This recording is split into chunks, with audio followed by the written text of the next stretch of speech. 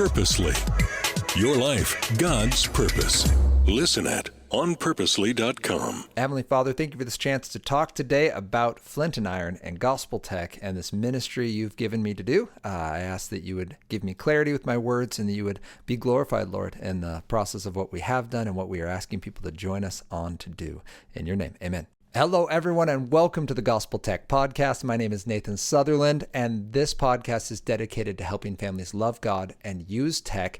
Today, we're taking a quick intermission from that three-part series about talking about preparing our tech for the fall in order to have this conversation about how do we look at the ministry of Gospel Tech in its context of where we've been and where we're going. So today is kind of the fundraiser 2023, if you will, talk.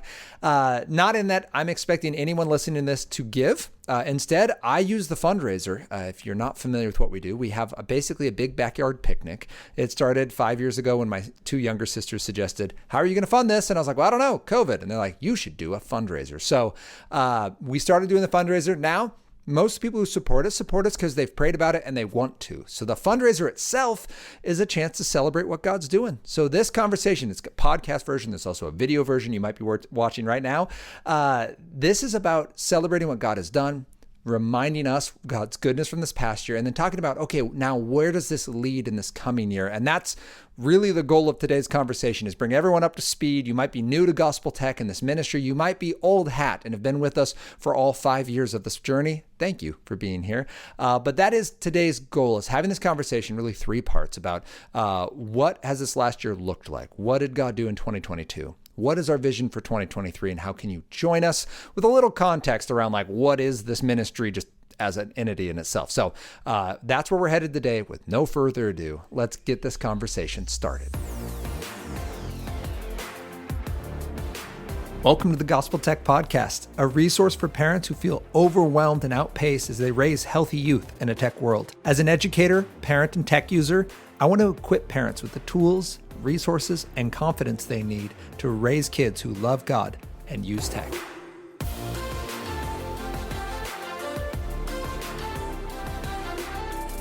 Thank you to everyone who has helped make this podcast possible. Thank you for listening, for sharing, for liking and subscribing. Thank you for donating, because this work is part of a nonprofit, and this is how we let other people know what we are doing and provide resources to families all over the United States, but also all over the world. And it is such a blessing to be able to do that. So a little context, if you are new to Gospel Tech or to Flint and Iron, here's kind of the story of how we got here. I was a middle school teacher in Washington State on the West Coast of the United States.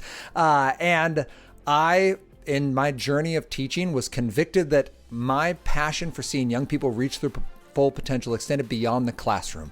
I was actually more passionate about having conversations about choices and purpose, and basically making mistakes doesn't make you a mistake, that I really needed to actually step away from teaching. So I stepped out of the classroom for the same reason I stepped into the classroom, which was to see kids reach their full potential. I love that about teaching, and given the opportunity, I would go back if I wasn't being called somewhere else. So maybe one day when everyone already understands this healthy tech conversation, I'll go back and do that. But for now, my teaching is in a different avenue. In 2016, I started Flint and Iron, a nonprofit specifically focused on sparking positive purpose in youth. And I taught in the afternoons. I ran nonprofit in the morning, and I cut my teeth on this bootstrapping process of how do you start a website? How do you start a nonprofit? How do you raise funds? How do you communicate an idea? How do you convince other individuals that this is a worthwhile idea? Because people kind of buy into the concept of education. It's well done over the last couple thousand years that education is important, and it opens people's minds to what God has done in their hearts and in their lives, and empowers them to pursue all that God has called them to be. And we believe in that. Sometimes nonprofit work is more difficult. So I did that for 3 years. By 2019, Anna and I had prayed through it. I had a wonderful mentor, Dr. Scott Rodin, and my incredible board. And they helped me see that, you know what? God's equipped me for this particular task right now. Maybe not forever, but right now, this process of reaching young people directly instead of through a classroom. And so I stepped out of the classroom in June 2019. At that same time, I was heavily convicted that the gospel has to be part of this conversation. It actually came through this, what I thought was going to be this kind of pinnacle moment in my speaking career. I had 5 talks in a day all over Eastern Washington State. And I was pumped. I took a buddy with me to do some video stuff, another board member friend to just kind of come be a part of the process and give me feedback. We did these 5 talks, and we drove back that night, and I taught the next morning.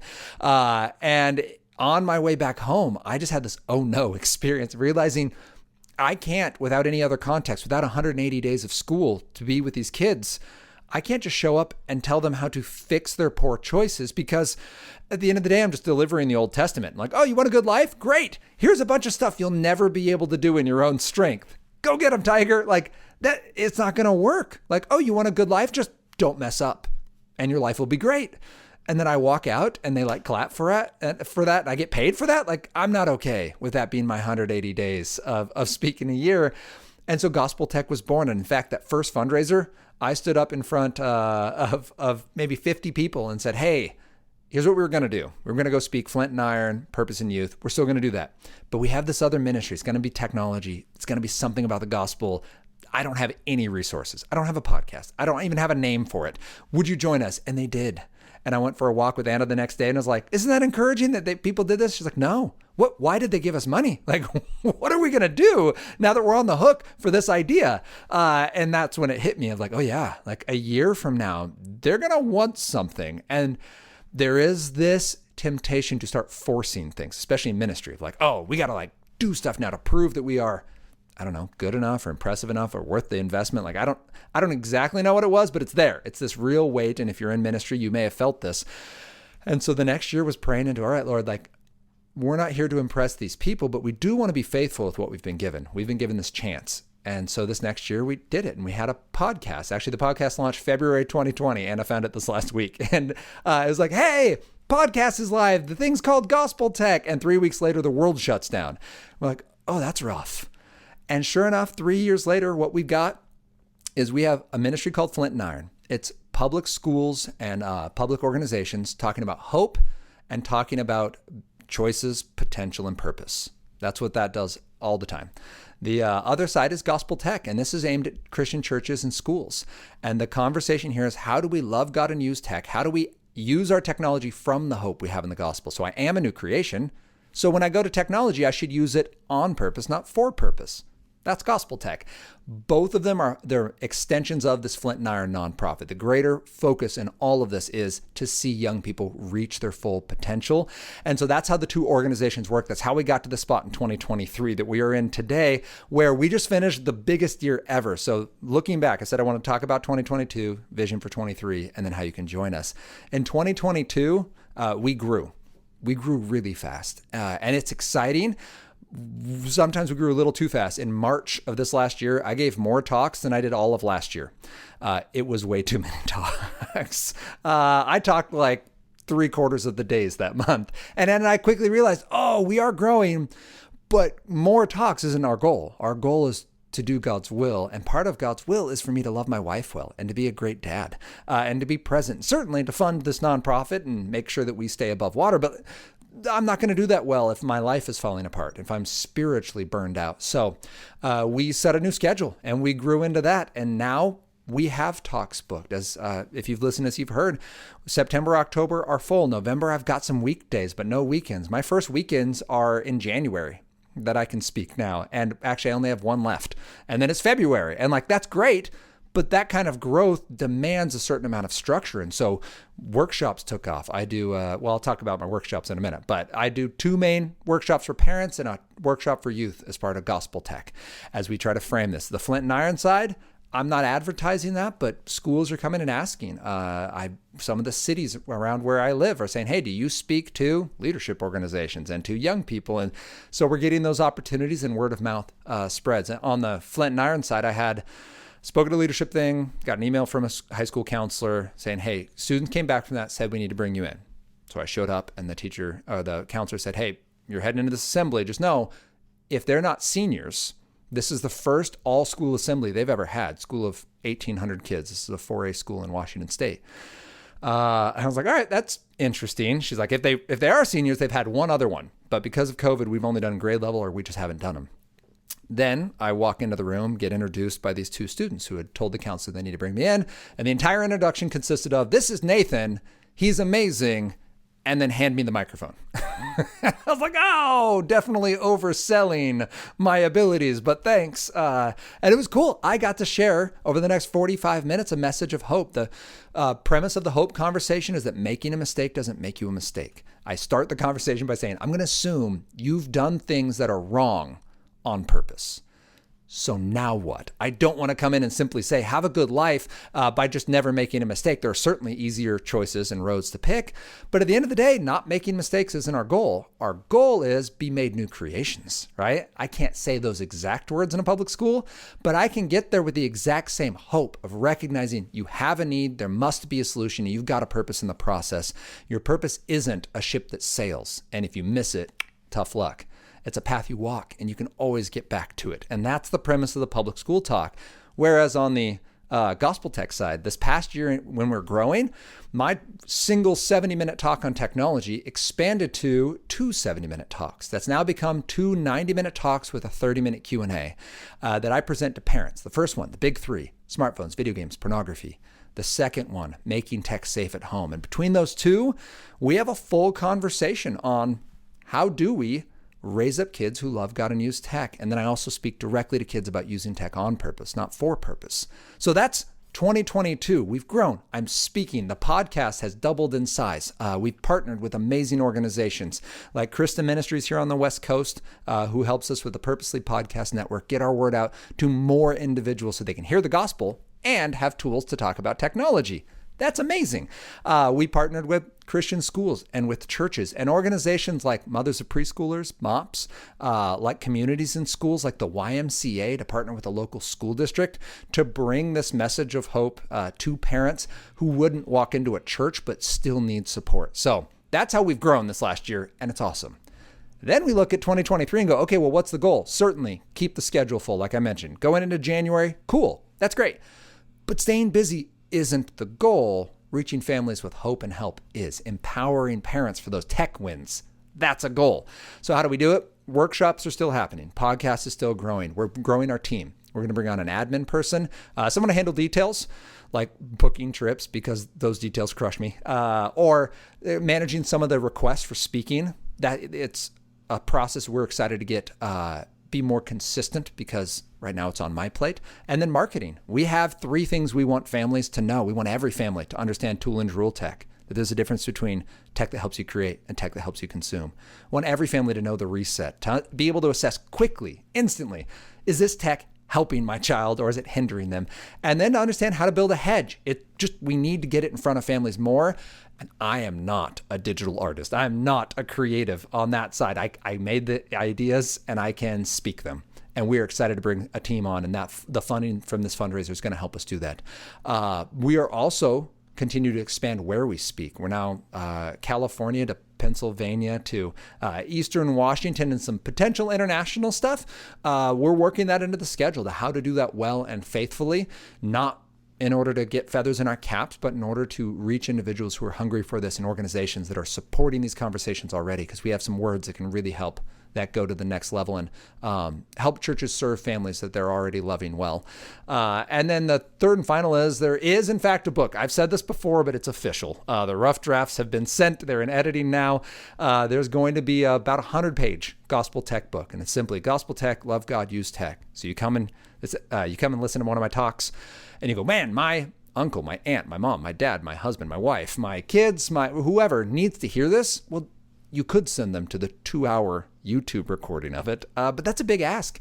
2 hours, you could read this 100-page document because it's pretty concise. It's intended to be. And so that was brought along by donor support, allowing us to purchase this process of buying some of the books to be able to have on hand and be able to give away when people can't afford them. Like, that's incredible. And the time in order to which to write it has been amazing. So thank you to everyone who's helped make that process possible. The Gospel Tech book is a thing, and it hopefully will come out. Well, it's coming out.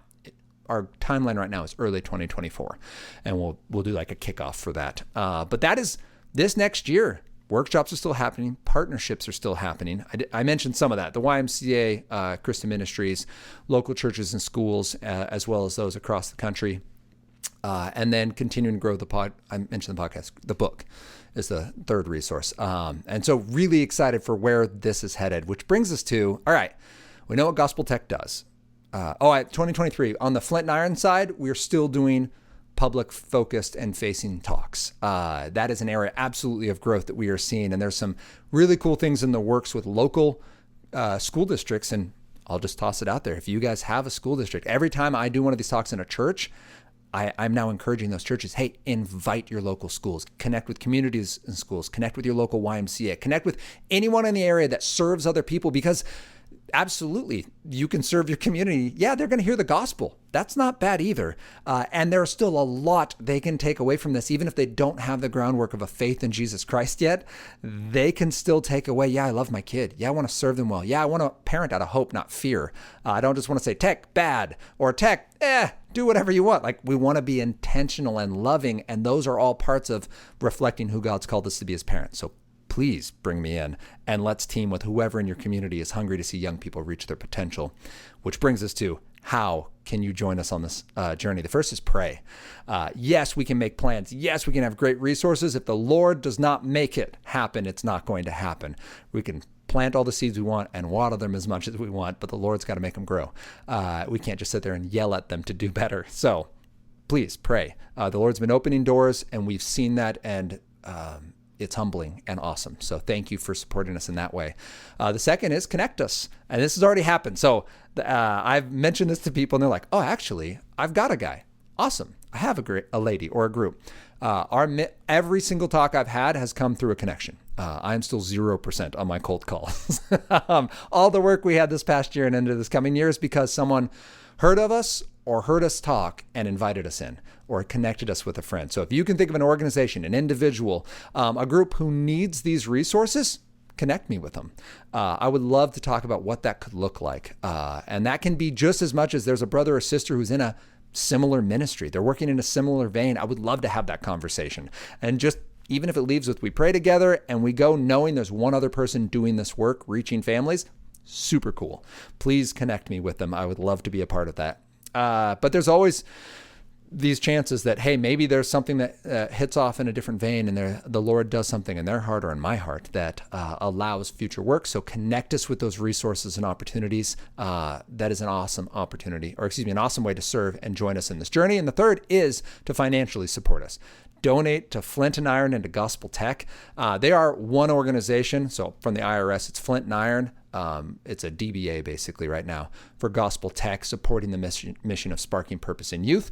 And it is a 501c3 nonprofit. All of our work is going into this focus of how do we support families? How do we equip young people? And right now we're equipping them by equipping the leaders and the parents and the adults around them to be able to have these conversations as well as talking directly to young people. So that is amazing. It allows this work to happen and allows us to go to organizations who can't pay for it. I started smiling because at the fundraiser, two people talked, a PTA president and a leader of MOPS. And the leader of MOPS specifically said, thank you all for giving because we paid him a $20 gift card, right? Like, and I don't know if this strikes a chord with you, but if all I did was speak with $20 gift cards and didn't have any donations, I wouldn't be able to do this full time. I wouldn't be able to travel to the places I travel for the amount people can pay. And so support allows us to run the podcast, to create the written resources, to give talks. When every time I write, I say, hey, here's our cost. And if this doesn't work for your organization, just know we are donor supported. We want to make this happen. And so thank you to those donors who have made this possible with the finances God's given you that you've blessed us with. We have a full-time bookkeeper. That is something we are very intentional with to make sure that every dollar is tracked and is followed, to make sure that this money is accountable, to make sure this money is going to the ministry and it's doing the work that we've committed it to do, and sparking purpose in youth and helping families love God and use tech. So that is how you can join us. That's what Gospel Tech is up to this year. Thank you for supporting and being on this journey with us. And if you have any questions, you can reach out to me directly, nathan@gospeltech.net, or you can find us on social media, Facebook and Instagram. We're at Love God, Use Tech. And you can join us next time as we continue this conversation, both about how we can prep our tech for fall, but how we can continue to raise up kids who love God and use tech.